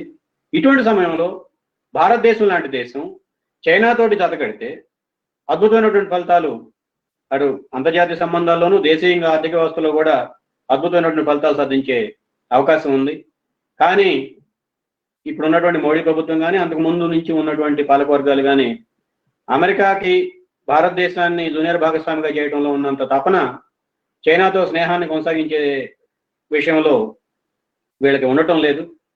కాబట్టి ఇవి రానున్న కాలంలో దీర్ఘకాల పర్యవసానాలకి దారితీయబోతా ఉన్నాయి. కాబట్టి భారతదేశంలో దేశభక్తులైనటువంటి వాళ్ళు ఎవరైనా సరే, ఈ భారతదేశం యొక్క అభివృద్ధిని కాంక్షించే వాళ్ళు ఎవరైనా సరే, భారత ప్రభుత్వం అనుసరిస్తున్నటువంటి విదేశాంగ విధానం, విదేశాంగ నీతిని గురించి విస్తృతమైనటువంటి స్థాయిలో చర్చ జరపాలి. అమెరికాతో జట్టు కట్టడం వల్ల జరుగుతున్నటువంటి నష్టాలని మనం పదే పదే ప్రజలకి అవగతమయ్యేటట్టు, అర్థమయ్యేటట్టు ప్రజల దగ్గర తీసుకెళ్ళాలి. ఆ రకంగా భారత ప్రభుత్వం అనుసరిస్తున్నటువంటి విదేశాంగ విధానం పట్ల భారతదేశంలో విస్తృత స్థాయిలో చర్చ జరగకుండా ప్రభుత్వం భారతదేశాన్ని అమెరికాకి జూనియర్ భాగస్వామిగా చేసే ప్రయత్నాన్ని మనం నిలువరించలేము. ఇటువంటి పెద్ద ప్రజాస్వామ్య దేశాన్ని చైనాకి దగ్గర కాకుండా దగ్గర చేసే ప్రయత్నాలని మనం ముందుకు తీసుకెళ్ళలేము. కాబట్టి భారతదేశంలో ఈ ఎన్నికల నేపథ్యంలో ప్రభుత్వం అనుసరిస్తున్న విదేశాంగ విధానం పట్ల విస్తృతమైనటువంటి లోతైనటువంటి చర్చ జరగటం అవసరం, ఈ దేశానికి ఉపయోగం. Yes. And so we see what happens between November 3rd and whenever the result comes. So ఈ కొద్ది అంశాలని మీ దృష్టికి తీసుకొచ్చి విజయప్రసాద్ గారు, మనం అంతిమ ఫలితం కోసం ఎదురు చూద్దాం. నవంబర్ 3, ఆ తర్వాత ఎన్నికల ఫలితాలు ఏ రోజు వస్తాయో ఆ రోజు, ఆ మధ్యకాలంలో జరిగే పరిణామాలు, అట్లాగే ఎన్నికల తర్వాత జరిగే పరిణామాల పట్ల మరోసారి మనం ఎదురు చూడటం తప్ప చేయగలిగేదేం లేదు. Thank you comrades. ప్రశ్నలు అడగదలుచుకున్నటువంటి వాళ్ళు ఈ ఫేస్బుక్లో కామెంట్ దాని మీద తమ ప్రశ్నను నమోదు చేయవచ్చు. దాన్ని ఇంగ్లీష్లో వారికి ప్రొఫెసర్ విజయప్రసాద్ గారికి చెప్తాము, వారు దానికి సమాధానం ఇస్తారు. దాన్ని కూడా వీరయ్య గారు తెలుగులో వాటిని ఆ సమాధానాన్ని మీకు అందిస్తారు. Comrade, there is one question. Why Trump is not able to carry Russia with him? Why should he wants to don't want have relations with European countries? So Trump actually quite rightly believes that European states haven't been paying for their own defense. That European countries are part of the North Atlantic Treaty Organization, NATO, which is largely operated by the United States military. And Trump came to office saying, you need to do your own defense. And he, I think, recognized that he could make better so-called deals with the Russians than with the Europeans, because they were too rule-based. And this is a rule breaker. So I think he instinctively didn't like the Europeans because they are rule-based, whatever that means. And also because they are not paying for their own defense. The United States has a nuclear umbrella over Europe. And for that reason, he just disparaged the Europeans. Okay, Veera. ఇక్కడ ప్రశ్న ఏమిటంటే, America తన సహజ మిత్రులైనటువంటి European దేశాలని పక్కన పెట్టి రష్యాతో దొదకట్టాలని ఎందుకు ప్రయత్నం చేస్తుంది అన్నది, అంటే ట్రంప్ ఎందుకు ప్రయత్నం చేస్తున్నాడు అనేది ప్రశ్న. విజయప్రసాద్ గారు ఇచ్చినటువంటి సమాధానం, అమెరికాకి సహజ మిత్రులుగా ఉన్నటువంటి యూరోపియన్ దేశాలకి మధ్య ఉన్న విభేదాలు లేదంటే వైరుధ్యాలకు కీలకమైనటువంటి అంశం ఆర్థికం. యూరోపియన్ దేశాలని పరిరక్షించే ఒప్పందం, అంటే అమెరికాకి North Atlantic Treaty Organization, NATO అనే సంస్థ ద్వారా యూరోపియన్ దేశాల యొక్క రక్షణ బాధ్యతలన్నింటినీ అమెరికా చూస్తోంది. బడ్జెట్ అవసరాలు యూరోపియన్ దేశాల్లో పెట్టుకున్నప్పటికీ దానికి కావాల్సినటువంటి దాని నిర్వహణ మొత్తం నాటోలో ఉన్నటువంటి సైన్యంలో కీలక భాగం అమెరికాలో ఉన్నటువంటి అమెరికా సైన్యమే నాటోలో సైన్యంగా నాటో దళాలుగా ఉంటున్నాయి. అమెరికా యూరోపియన్ దేశాలు అన్నిటిపైన ఒక అణ్వస్త్ర దాడి నుంచి యూరోపియన్ దేశాలను కాపాడటానికి కావాల్సినటువంటి ఒక కవచాన్ని నిర్మించారు. ఆ కవచాన్ని నిర్వహించే బాధ్యత అమెరికా చేస్తోంది. కాబట్టి వీటిల్లో ఆ ట్రంప్ ఆలోచించింది ఏమిటంటే, ఈ భారం అంతా మనం ఎందుకు మోయాలి, మీ దేశం, మీ భద్రత, మీ భవిష్యత్తు మీరు చూసుకోండి అన్నది ట్రంప్ తీసుకొచ్చినటువంటి చర్చ. స్థూలంగా చూసినప్పుడు ట్రంప్ స్వతహాగానే క్రమశిక్షణకు లోబడేవాడు కాదు, విధి విధానాలు పద్ధతులను పాటించేవాడు కాదు, నియమాలు పాటించేవాడు కాదు. అంటే ఒక నీతిబద్ధమైనటువంటి విధానాలు అనుసరించేవాడు కాదు. యూరోపియన్ దేశాలు ఏదో ఒక స్థాయిలో కొన్ని విధి విధానాలకి ఒక క్రమశిక్షణతో కూడినటువంటి విధి విధానాలకు, ఆ క్రమశిక్షణ ఏదైనా కావచ్చు, కానీ వాళ్ళు అనుసరించే విధానాలకి ఒక పద్ధతి ఉంటుంది. ఈ పద్ధతులన్నిటికీ వ్యతిరేకమైనటువంటి వాడు ట్రంప్. ఇక్కడ ఆ రెండు కూటముల మధ్య ఉన్నటువంటి తేడాలు ట్రంప్ రష్యా పట్ల మొగ్గు చూపడానికి కారణం. Okay, there is one more question, comrade. If such such are the policies of Republicans and Democratic parties, then what is the role of the left-wing people in USA?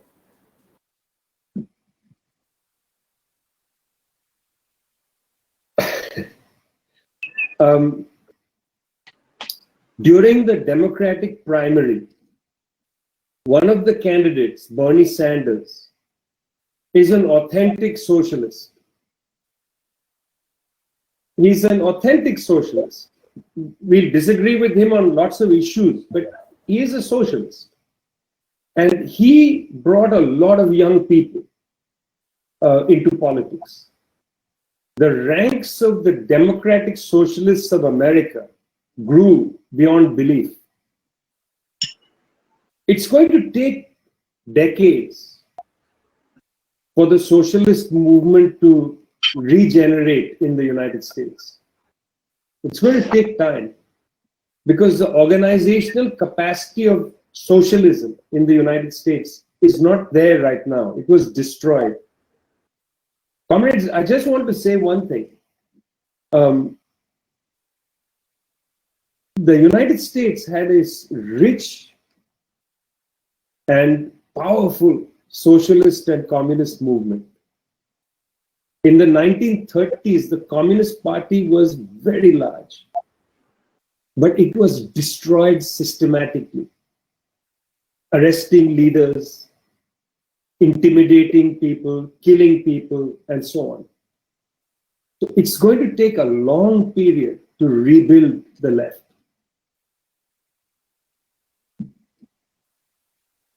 Democratic party Republican party మధ్య మౌలిక అంశాల్లో వ్యత్యాసాలు ఏవి లేనప్పుడు ఓ ప్రత్యామ్నాయం ప్రతిపాదించాల్సినటువంటి socialist శక్తులు అమెరికాలో ఏ రకంగా ఉన్నాయి, వాళ్ళు ఎందుకు ముందుకు రావట్లేదు అనేది ప్రశ్న. దానికి విజయప్రసాద్ గారు ఇచ్చినటువంటి సమాధానం, అమెరికాలో ఓ శక్తివంతమైనటువంటి సోషలిస్టు కమ్యూనిస్టు పార్టీలు 1930 దశకం 40 దశకాల్లో ఉండేవి. క్రమంగా పాలకవర్గాలు ఆ కమ్యూనిస్ట్ పార్టీల యొక్క నిర్మాణాన్ని కమ్యూనిస్ట్ పార్టీ ధ్వంసం చేసే పనిలో పడ్డాయి వాళ్ళ వర్గ ప్రయోజనాల కోసం సహజంగా. ఆ క్రమంలోనే మొత్తం కమ్యూనిస్ట్ పార్టీల వైపు సోషలిస్ట్ పార్టీల వైపు తలెత్తి చూడాలి అంటే కూడా భయం కలిగించేటువంటి పరిస్థితులు కొంతకాలం ఆ తర్వాత కాలంలో నెలకొన్నాయి. ఈ క్రమంలో సోషలిస్టు శక్తుల యొక్క నిర్మాణ సామర్థ్యం అంటే ఒక ఉద్యమం నిర్మించే ప్రయత్నం, ఒక ప్రత్యామ్నాయాన్ని నిర్మించే ప్రయత్నం, దాన్ని చేయగలిగినటువంటి కసరత్తు చేసే సామర్థ్యం కొరవడింది. దాన్ని పుణిపుచ్చుకోవాలంటే, దాన్ని మళ్ళా పునరుద్ధరించుకోవాలి అంటే చాలా కాలం పడుతుంది. గత ఎన్నికల్లో డెమోక్రటిక్ పార్టీ తరఫున ప్రీమియర్స్ అంటారు, అక్కడ మొదటి దశలో జరిగే ఎన్నికలు ప్రీమియర్స్ అంటారు. ఆ ప్రీమియర్ లెవెల్లో జరిగినటువంటి పోటీల్లో ఒక శక్తివంతమైనటువంటి గొంతుగా వాయిస్ కింద బెర్నీ శాండర్స్ ముందు ఎదిగాడు. ఒక అనివార్యంగా డెమోక్రటిక్ క్యాండిడేట్ అభ్యర్థిగా కూడా ఉంటాడేమో అన్నంత స్థాయికి ఆయన ప్రచారం జరిగింది. ఆయన అనేక అంశాలని దేశం ముందు చర్చకు పెట్టాడు. ఆ చర్చకి ప్రభావితులైనటువంటి వేల సంఖ్యలో యువత బెర్నీ శాండర్స్ క్యాంపెయిన్లో వాలంటీర్లుగా పాల్గొన్నారు. దాని తర్వాత జరిగినటువంటి పరిణామాలు మనందరికీ తెలిసినవే. కానీ ఆ యువత మొత్తాన్ని ఇప్పుడు డిమోరలైజ్ అయి ఉంది, ఒక నైతిక స్థైర్యాన్ని కోల్పోయి ఉంది. వాళ్ళకి తిరిగి స్థైర్యాన్ని సమకూర్చి వాళ్ళ నిర్మాణపరంగా ఈ పెట్టుబడిదారి ప్రతినిధులుగా ఉన్నటువంటి డెమోక్రటిక్ పార్టీ రిపబ్లికన్ పార్టీలని ఎదుర్కొనేలా సంసిద్ధం చేయడానికి మరి కొన్ని దశాబ్దాలు పట్టవచ్చు. Okay, comrade. There is another question. Ultimately, all countries are trying to fight to show supremacy in capitalism. Of course, India totally shifted from mixed economy to capitalism. How India can go back to non-alliance movement? Well, the class character of the government has to change for that. By which I mean which classes control the government. In the 1940s and 1950s and 60s in India, because of the freedom movement, the big bourgeoisie and the landlord dominated the state, but the Congress party still carried the residue of the freedom movement and the big bourgeoisie recognized the value of non-alignment for their own class purposes.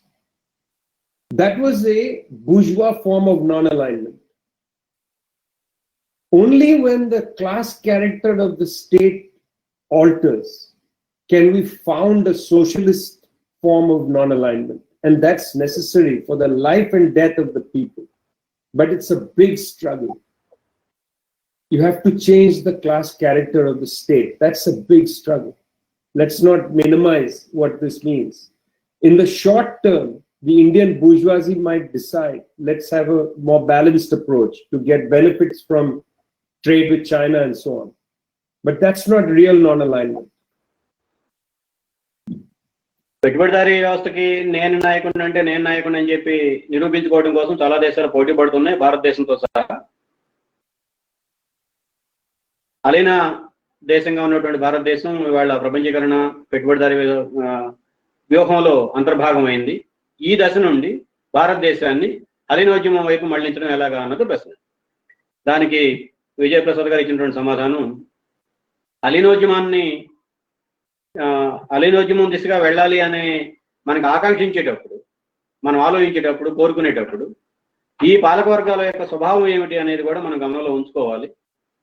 స్వాతంత్రం వచ్చిన తర్వాత ఏర్పడినటువంటి భారత ప్రభుత్వంలో వర్గరీత్యా ఆధిపత్యం కలిగినటువంటి వాళ్ళు bourgeois వర్గం, భూస్వామ్య వర్గం. వాళ్ళకు నాయకత్వం వహిస్తున్నటువంటిది కాంగ్రెస్ పార్టీ. కాంగ్రెస్ పార్టీ అయినప్పటికీ ఆ స్వాతంత్రోద్యమం యొక్క వాసనలు ఇంకా కొంతకాలం కొనసాగాయి కాంగ్రెస్ పార్టీలో. ఆ పరిస్థితుల్లో తమ అవసరాల కోసం బూర్జువా వర్గం, భూస్వామ్య వర్గం, ప్రత్యేకించి బడా బూర్జువా వర్గం, పెద్ద బూర్జువా వర్గం తమ ఆర్థిక ప్రయోజనాలు కాపాడుకునే ప్రయత్నంలో అలీనోద్యమం వైపు మొగ్గింది. వాళ్ళు ఆశించింది పెట్టుబడిదారీ తరహా అలీన ఉద్యమం, మనం ఆశిస్తోంది సోషలిస్టు తరహా అలీన ఉద్యమం. దీన్ని మనం ఈ రెండింటి మధ్య ఉన్నటువంటి తేడాలను కూడా మనం గమనంలో పెట్టుకోవాలి. అలీనోద్యమం గురించి చర్చించేటప్పుడు ఇప్పటి వరకు భారతదేశం అనుసరిస్తూ వచ్చినటువంటి మార్గం పెట్టుబడిదారీ వర్గానికి ప్రయోజనాలు సమకూర్చి పెట్టే అలీనోద్యమం. మనం ఆశిస్తోంది భారత ప్రజానీకానికి ప్రయోజనాలు కల్పించే అలీనోద్యమం, సోషలిస్టు పంథాలు ఉన్నటువంటి అలీనోద్యమం వైపు భారతదేశం నడవాలి అని మనం ఆశిస్తున్నాం.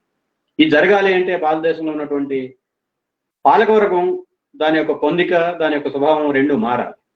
ఇది సుదీర్ఘమైనటువంటి పోరాటం. మరింత మనం అప్రమత్తంగా ఉండటం కోసం తాత్కాలికంగా చైనా నుంచి వచ్చే కొన్ని ఆర్థిక ప్రయోజనాలు, పెట్టుబడి, సాంకేతిక పరిజ్ఞానం లాంటి అవసరాలు ఈ దేశంలో ఉన్నటువంటి బడా బూర్జువా వర్గానికి అవసరం కనుక వాళ్ళ లాభాలు సంపాదించుకోవడానికి కొంతకాలం అవసరమైతే వీళ్ళు చైనాతో జట్టు కట్టడానికి కూడా సిద్ధపడవచ్చు. కానీ ఇది అలీనోద్యమం దిశగా భారతదేశం నడుస్తోంది అని చెప్పి మనం తొందరపడి నిర్ధారణకు రావడానికి, ఆశపడడానికి, భ్రమించడానికి అవకాశం లేదు. మనం ఆశిస్తోంది సోషలిస్టు పంథాలు ఉన్నటువంటి అలీనోద్యమం నేరుగా ఈ విదేశాంగ విధానంలో ఉన్నటువంటి ప్రయోజనాలు, పర్యవసానాలు ప్రజలకి ఉపయోగపడే పద్ధతుల్లో ఉండాల్సినటువంటి అలీనోద్యమం దిశగా మనం ఆలోచిస్తున్నాం. దీనికోసం సుదీర్ఘమైనటువంటి పోరాటం నడపాల్సి ఉంది. ఆ పోరాటం దేశంలో ఉన్నటువంటి పాలకవర్గం యొక్క స్వభావాన్ని, పాలకవర్గ పొందికని మార్చే పోరాటంగా ఉండాలి. Then there is one more question. Trump announced that American visas will not be given to those people who have communist connections. Will it impact the election campaign in any way? Not at all, because the Democrats are not going to come out there and say, let's give visas to communists. This is a direct attack on the Chinese Communist Party. That's what it's really about. And it's not easy to enforce. It's a symbolic thing. But no, I mean, you think Mr. Biden isn't going to come there to defend communists? Not a chance. Okay. Because remember, they are also playing the anti-China game. It's not that they are pro-China, and that's part of the complication. And by the way, this is not pro and anti-China. This is about a struggle for supremacy. And the United States wants to remain supreme. That's the key issue.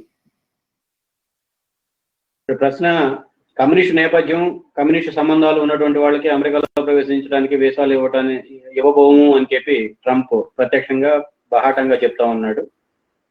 ఈ రకమైనటువంటి నినాదం America ఎన్నికల్లో ఏమైనా ప్రభావం చూపించే అవకాశం ఉందా అనేది ప్రశ్న. దానికి విజయప్రసాద్ గారు ఇచ్చినటువంటి సమాధానం, ట్రంప్ కమ్యూనిస్ట్ నేపథ్యం ఉన్నటువంటి వాళ్ళకి వీసాలు ఇవ్వనని చెప్పి చెప్తున్నాడు, బాగానే ఉంది. కానీ డెమోక్రటిక్ పార్టీ ముందుకు వచ్చి మేము మీకు వీసాలు ఇస్తాం రమ్మని చెప్పి పిలుస్తుందా? లేదు. అటు ట్రంప్ చెప్పినా డెమోక్రటిక్ పార్టీ చెప్పినా వాళ్ళ యొక్క వ్యూహం ఏమిటి? చైనా కమ్యూనిస్ట్ పార్టీ పైన, చైనా ప్రభుత్వానికి నాయకత్వం వహిస్తున్నటువంటి చైనా కమ్యూనిస్ట్ పార్టీ పైన దాడి. ఆ కోణంలో మనం దాన్ని అర్థం చేసుకోవాలి, పరిశీలించాలి. అమెరికా యొక్క వ్యూహం అటు డెమోక్రటిక్ పార్టీ వచ్చినా, రిపబ్లికన్ పార్టీ వచ్చినా ప్రపంచంలో అగ్రరాజ్యంగా తన స్థానాన్ని బదులుపరచుకోవడం, కొనసాగించడమే అమెరికా యొక్క వ్యూహం. ఆ అగ్రరాజ్యం స్థానానికి చైనా ప్రమాదకారిగా ఎదిగే అవకాశం ఉంది కాబట్టి చైనాని కట్టడి చేయటం వాళ్ళ విదేశాంగ విధానంలో అంతర్భాగం. ఆ క్రమంలోనే చైనా పట్ల ఒక రకమైనటువంటి వ్యతిరేకత, చైనా కమ్యూనిస్ట్ పార్టీ పట్ల వ్యతిరేకత కల్పించే ప్రయత్నమే ఇది ఎన్నికల నినాదం. ఇది బయటికి మాట వరుసకి చెప్పే నినాదమే తప్ప ఆచరణలో అమలు చేయడానికి వీలయ్యే నినాదం కాదు. దాన్ని ఎవరు అటు ట్రంప్ కూడా నీ బ్యాక్గ్రౌండ్ కమ్యూనిస్ట్ నేపథ్యం ఉంది కాబట్టి నేను నీకు వీసా ఇవ్వను అని చెప్పి అనే పరిస్థితి లేదు. అటువంటి వాడికి ఎవరికన్నా వీసా రాకపోతే నేను నీకు వీసా ఇస్తాను అని చెప్పి డెమోక్రటిక్ పార్టీ ముందుకు వచ్చి నిలబడి మద్దతుగా నిలబడే పరిస్థితి లేదు. ఇదంతా అమెరికా అగ్రరాజ్యం యొక్క స్థానాన్ని కాపాడుకునే వ్యూహంలో ఆట. Okay, comrade. One more question. American Indians, what are they going to do in the polling, and will it impact in any way the election results? No, because the population is so small, such a small fraction. And the other thing that's important is something curious has happened to the Indian American population, which is the Indian American voting population will, in a massive way, vote for the Democrats. But a large section of them will support Modi. So even though Modi and Trump's bhai-bhai relationship is there, Modi hasn't been able to convert his US supporters into Trump supporters. So this has been a phenomenon in the United States, that Indian Americans who support the BJP in India nonetheless vote Democratic, because they cannot tolerate the anti-science, irrationality and racism of the Republican Party. But they're okay with the anti-science, race, casteism, anti-Muslim of Modi in India. Yes. So that's important to understand. It's a very schizophrenic voting bloc. అమెరికాలో ఉన్నటువంటి భారతీయ సంతతికి చెందిన వాళ్ళ ఈ ఎన్నికల్లో ఏ రకమైనటువంటి పాత్ర పోషించబోతున్నారు అనేది ప్రశ్న. దానికి విజయప్రసాద్ గారి సమాధానం, అమెరికా జనాభాతో పోల్చుకున్నప్పుడు భారతీయ సంతతికి చెందినటువంటి వాళ్ళ జనాభా చాలా చిన్నది, కొద్దిపాటి జనాభా మాత్రమే ఉన్నారు అక్కడ. కాబట్టి వీళ్ళు మొత్తం అమెరికా ఎన్నికల క్రమాన్ని ప్రభావితం చేసే పరిస్థితి లేదు. అయితే ఇక్కడ అమెరికాలో ఉన్నటువంటి భారతీయులకు సంబంధించి మనం పరిశీలించేటప్పుడు ఒక మౌలికమైనటువంటి అంశాన్ని గమనంలో పెట్టుకోవాలి. ట్రంప్ మోడీ అంతగా బాయ్ అని చెప్పి చట్టబట్టాలు వేసుకొని ప్రపంచం అంతా తిరిగే ప్రయత్నం చేసినా అమెరికాలో ఉన్నటువంటి భారతీయ సంతతికి చెందిన వాళ్ళు ట్రంప్కి అనుకూలంగా ఓటు వేసే పరిస్థితి లేదు. ఎందుకంటే ట్రంప్ యొక్క హేతురాహిత్యం, శాస్త్ర విజ్ఞానానికి వ్యతిరేకంగా చేస్తున్నటువంటి ప్రకటనలు, మైనారిటీలకు వ్యతిరేకంగా చేస్తున్నటువంటి ప్రకటనల పట్ల వాళ్ళందరూ వ్యతిరేకంగా ఉన్నారు. సాంప్రదాయకంగానే భారతీయులు డెమోక్రటిక్ పార్టీకి ఓటర్లుగా ఉన్నటువంటి పరిస్థితి అమెరికాలో మనం చూస్తూ వచ్చాం. ఇక్కడ ఆశ్చర్యం ఏంటంటే అమెరికాలో ఉన్నటువంటి భారతీయ సంతతికి చెందినటువంటి వాళ్ళు అదే మతోన్మాదం, మైనారిటీ వ్యతిరేకత, కులోన్మాదం ఇటువంటి లక్షణాలు కలిగినటువంటి బీజేపీని భుజానికి వేసుకోవడానికి సిద్ధంగా ఉంటారు తప్ప అదే లక్షణాలని అమెరికన్ స్టైల్లో వ్యక్తం చేస్తున్నటువంటి ట్రంప్ని భుజాన్ని వేసుకోవడానికి సిద్ధంగా లేదు. ఈ వ్యత్యాసాలని లేదంటే ప్రాధాన్యతల్ని అర్థం చేసుకునేటప్పుడు మనం చాలా అప్రమత్తంగా ఉండాలి, చాలా జాగ్రత్తగా ఉండాలి. అమెరికాలో డెమోక్రాట్ గా ఉండి కూడా ఇక్కడ బీజేపీకి పక్కా బీజేపీ ప్రతినిధులకి మద్దతుగా నిలబడవచ్చు. ఇక్కడ మోడీకి సపోర్టర్ గా ఉన్నంత మాత్రాన మోడీ మిత్రుడిగా ఉన్నటువంటి ట్రంప్ కి సపోర్టర్ గా నిలబడతాడు అనే హామీ అక్కడేం లేదు. Okay, one more question. If Biden is elected, will he adopt some welfare measures there in America? So, comrades, this will have to be the last question, and I think it's a nice last question. I hope that's okay.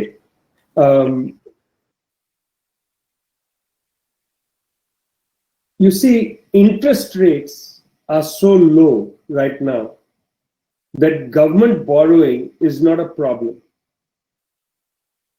Already, Trump had a welfare measure because of the pandemic. This will continue after the election. I don't think either Biden or Trump cannot provide some support, some income support. Both will have to. Biden might be more generous, might not be more generous. That's a separate issue.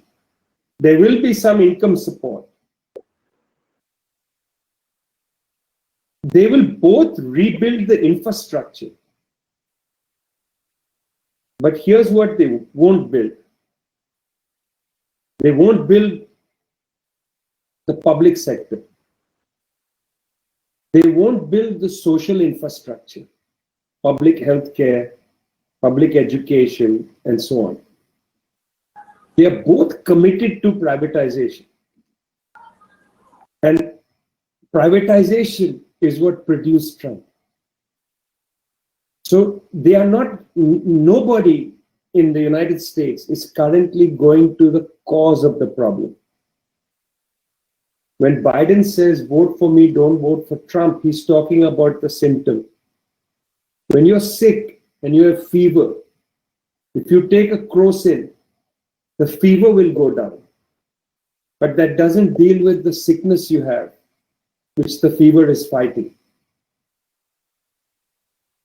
Voting for the Democratic Party is like taking a Crocin. It will bring the fever down. But as Comrade said in the beginning, the vaccine is not available from the Democratic Party. Okay. The vaccine is socialism. And right now, there is no vaccine developed in the United States. Right now, there is only medicine to bring the fever down. So, in this election at least, you only have the ability to change your temperature. You don't have the ability to change the structure, which is why this is a long-term, protracted struggle. Biden democratic party అధికారానికి వస్తే మెరుగ్గా సంక్షేమ పథకాలు అమలు జరిగే అవకాశం ఉందా అన్నది ప్రశ్న. దానికి విజయప్రసాద్ గారి సమాధానం, ఇప్పటికే అమెరికాలో వడ్డీ రేట్లు చాలా నామమాత్ర స్థాయిలో ఉన్నాయి. ప్రభుత్వం ఆ పరిమితమైనటువంటి వడ్డీ రేట్ల ఆధారంగా ఎంత అప్పు కావాలంటే అంత అప్పు చేయవచ్చు, ఎంత ఖర్చు కావాలంటే అంత ఖర్చు పెట్టవచ్చు. ఇప్పటికే ట్రంప్ ప్రభుత్వం కోవిడ్ పేరు, లాక్డౌన్ టైం పేరుతోటి చాలా సంక్షేమ చర్యలకి అడుగులు వేసింది. ఆ దిశగా అధికారానికి ఎవరైనా ఈ అడుగులను మరింత ముందుకు తీసుకెళ్లాలి తప్ప వెనక్కి తీసుకెళ్ళడానికి అవకాశం లేదు. అయితే తేడాలు ఉంటాయి.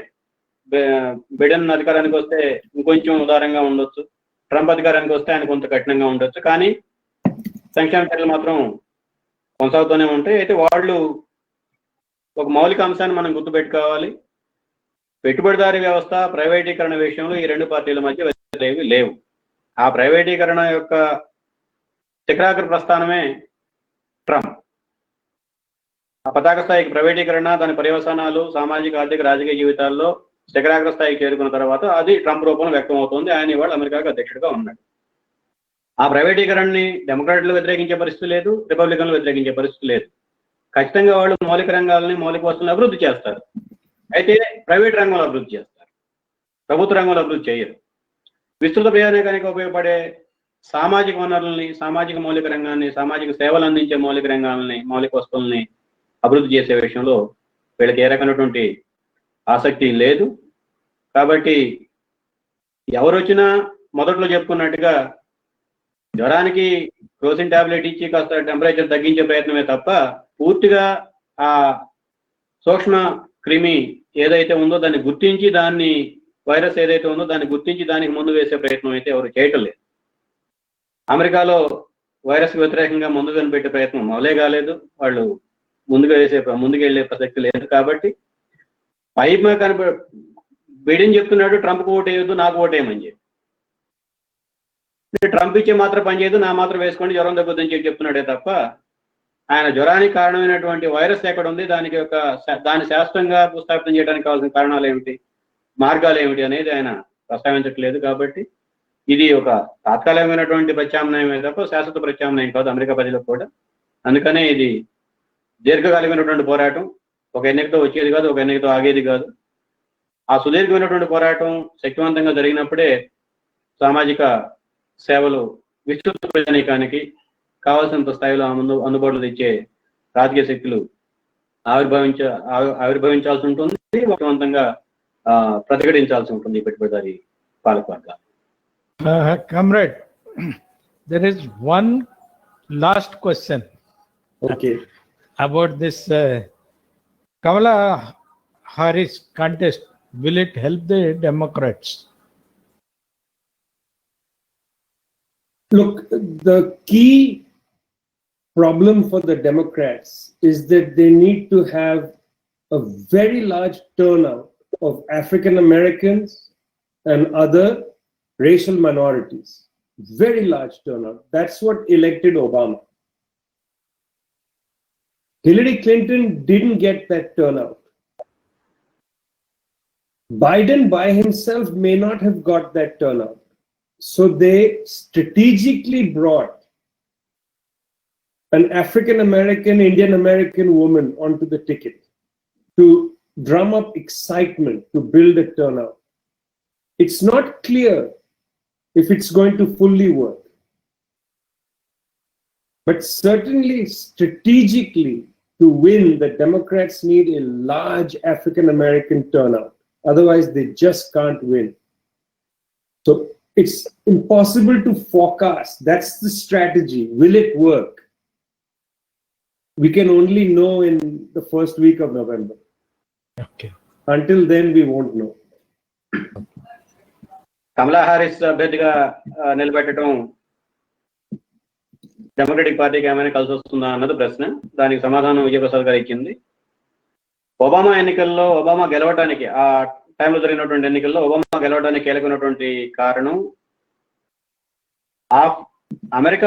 ఆఫ్రికన్ సంతతికి చెందినటువంటి అమెరికన్ ప్రజలు పెద్ద ఎత్తున ఓటు వేయడానికి వచ్చారు.